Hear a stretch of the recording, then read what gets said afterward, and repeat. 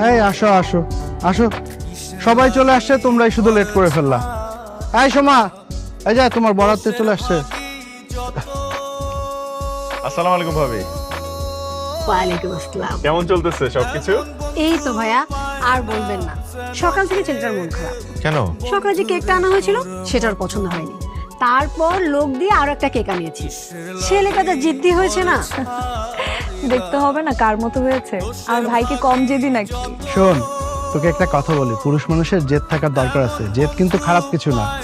জেদ না থাকলে তোর হাজবেন্ডের মতো সারা জীবনের ম্যানেজারই করে বেড়াইতে হবে। মা, গিফটটা দাও মা, জুনায়েদকে গিফটটা দাও।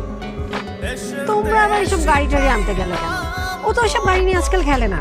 ওর মামা আমেরিকা থেকে একটা ড্রোন পাঠিয়েছে, 1.5 লাখ টাকা দাম, ভাবা যায়? সারাদিন ও তো ওটা নিয়ে খেলেছে। এই বাবা কোথায় ভাবি? বাবা এই যে, এই যে সবাই চলে আসছো। আসসালামু আলাইকুম। ওয়ালাইকুম সালাম। কেমন আছিস? জি ভালো আছি। তো এখানে দাঁড়িয়ে দাঁড়িয়ে গল্প হবে নাকি? না বাবা, চলো। কাটতে হবে। চলো চলো। বৌমা, কেকটা কেটে ফেলে আসেন আসেন, আমাদের ছোটকে নিয়ে আপনি আমার সাথে চলুন। আসেন সবাই আসেন।